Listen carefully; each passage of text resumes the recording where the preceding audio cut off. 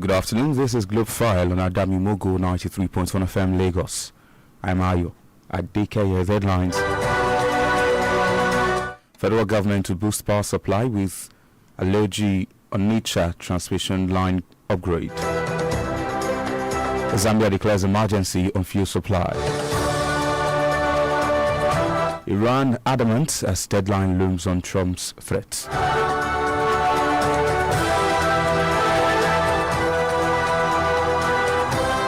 Now the news in detail. We'll begin from Nigeria, where the transmission company of Nigeria, TCN, has announced plans to expand the national grid.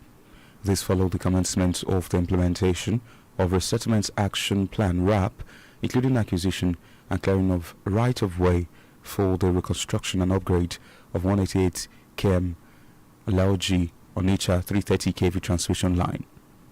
In a statement by the TCN, the project, which is being carried out in partnership with the African Development Bank, will upgrade the existing single-circuit line to a 330 kV double-circuit quad-conductor transmission line, significantly enhancing the grid's capacity and efficiency. The Assistant General Manager, Health, Safety and Environment for the AFDB Project Implementation Unit, Arome Adole, confirmed that following the payment of compensation, PAPs have been given a 90-day grace period to leave the right-of-way.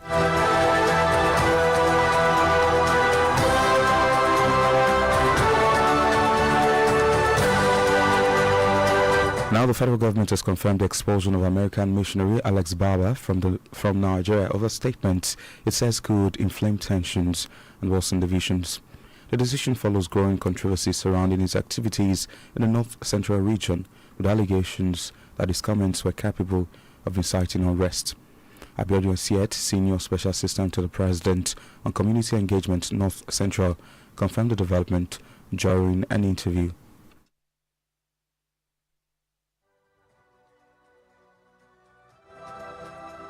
Realized what Alex Barber does. So I must inform that Alex Barber is no more in Nigeria. His visa has been revoked and sent out of the country because of the work he's doing, which is creating division. It said further linked his remarks to violence in Jos, claiming his comments incited recent killings in Jos, Plateau State capital. Immediately after he made his speech in Jos, a lot of people didn't know that two Muslims were killed immediately after his speech. And because of the impact of this provocative speech which he has been doing, he was sent out of the country and is no longer in Nigeria. And that's what the government has done, because we don't want individuals to come and create division. Barber, a former American football player turned missionary, gained attention for humanitarian efforts in conflict-affected communities in Benue and Plateau State through his initiative, Building Zion. Outside Nigeria, as the war in the Middle East continues to drive up fuel prices, the Zambian government has called the current fuel supply situation an emergency. Although they are thousands of kilometers away from the front line, residents in the country say they are feeling the impact of supply disruptions linked to Iran's effective blockade of the Strait of Hormuz. The Zambian energy expert John Stone Chikwanda explains that Zambia is not the only country impacted on the African continent. We have to spend some time on looking for fuel. The war should come to an end, and then the fuel supply will flow. My business is down. I can't move regularly like I used to because of the fuel problem.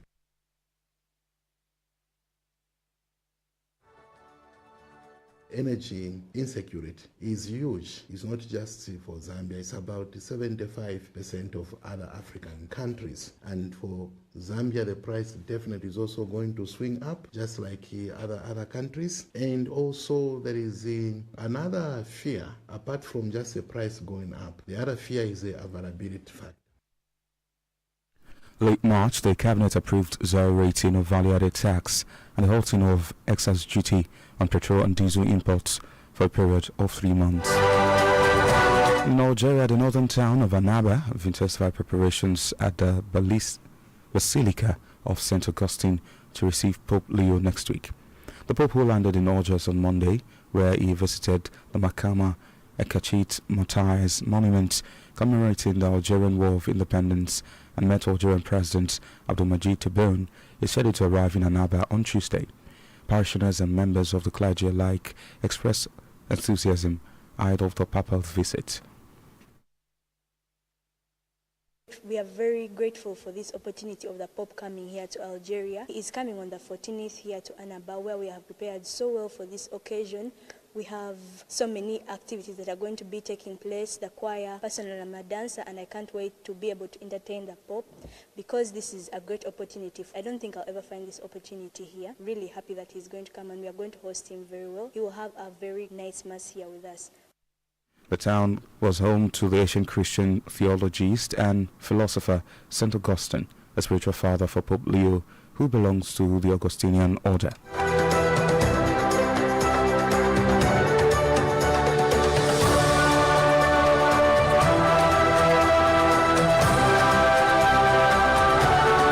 Outside Africa now, the Artemis 2 astronauts are bound for Earth after conducting a historic lunar flyby and witnessing a total solar eclipse from their spacecraft. Commander Reid Wiseman says the Orion spacecraft crew saw sights that no human has ever seen, while pilot Victor Glover said there are no adjectives to describe what they observed.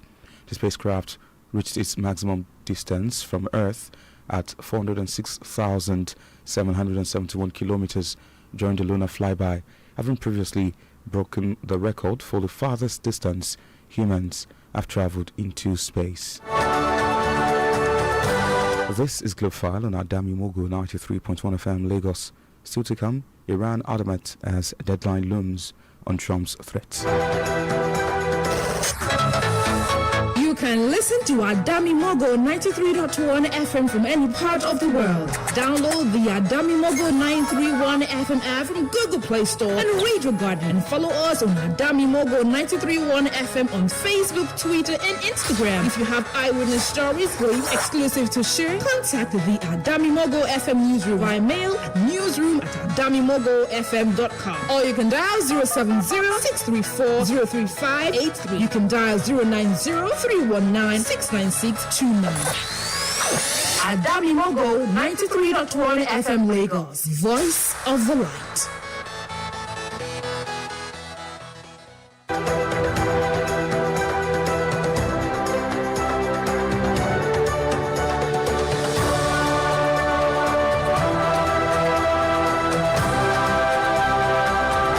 Thank you for staying with us, and now to the rest of our stories.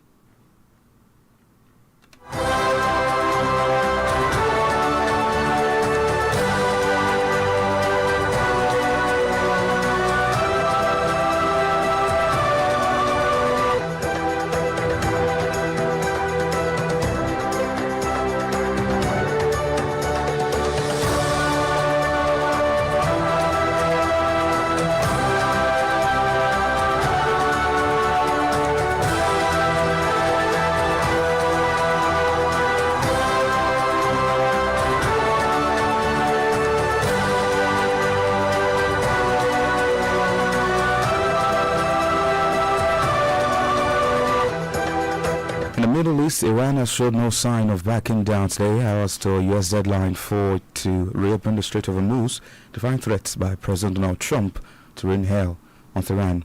The Iranian army dismissed what they called Trump's arrogant rhetoric and baseless threats, maintaining they would not hinder operations against U.S. and Israeli forces more than 5 weeks into the war. Trump had threatened that unless Iranian authorities allowed free passage through the Strait of Hormuz, the U.S. will unleash what he called the complete demolition of Iran's critical infrastructure, including bridges and power plants. Meanwhile, Israel has warned Iranians against traveling by train, saying their lives could be at risk.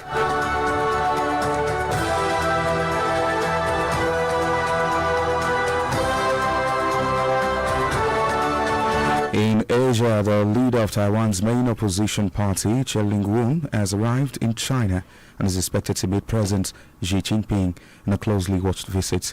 Chen, who took over as Kuomintang chairperson last year, said she gladly accepted President Xi's invitation to visit and hopes to be a bridge for peace.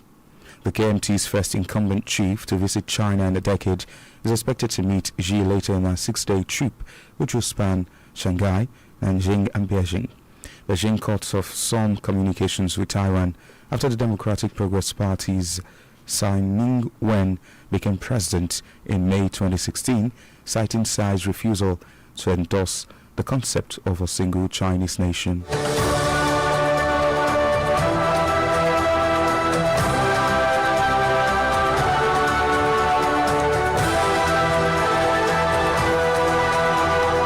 And now to business, where oil extended gains today as the U.S. imposed ultimatum for Iran to open the Strait of Hormuz by midnight or be taken out completely. Brent crude futures rose at $1.74 or 1.6% to $111.51 a barrel, while U.S. West Texas Intermediate crude futures were up $3.45. Meanwhile, tensions in the Middle East are rapidly escalating after Iran rejected a proposed 45-day ceasefire, insisting instead of a permanent end to the war, pushing back against pressure to reopen the Hormuz Strait.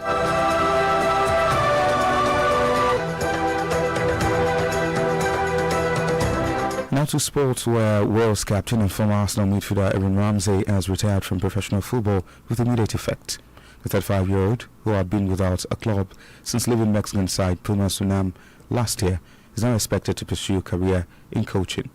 Ramsey retires as one of Wales' greatest players, scoring 21 goals in 86 appearances and representing his country at 3 major tournaments.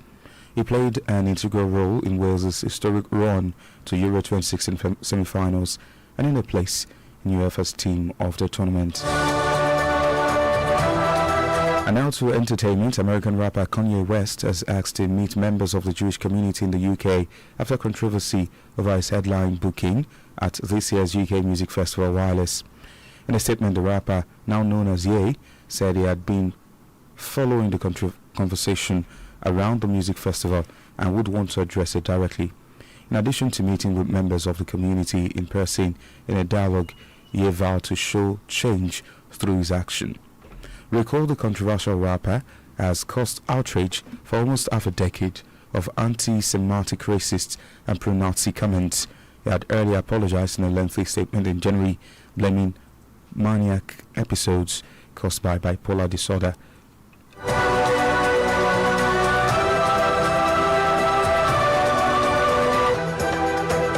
And before we end Glue File, here's a recap of the biggest stories. The Transmission Company of Nigeria has announced plans to expand the national grid with commencement of the implementation of a Resettlement Action Plan (RAP), including acquisition and clearing of right-of-way for the reconstruction and upgrade of a 330 kV in Alaoji, Onitsha. Outside Nigeria, the war in the Middle East continues to drive up fuel prices, forcing Zambian government to call for a current fuel supply emergency. Finally, Iran has showed no sign of backing down hours to US deadline for it to open the Strait of Hormuz. And that's Globe File, as edited by Dumachuku Ndubisi. Join us at 2 o'clock for the briefing on Adami Mogo.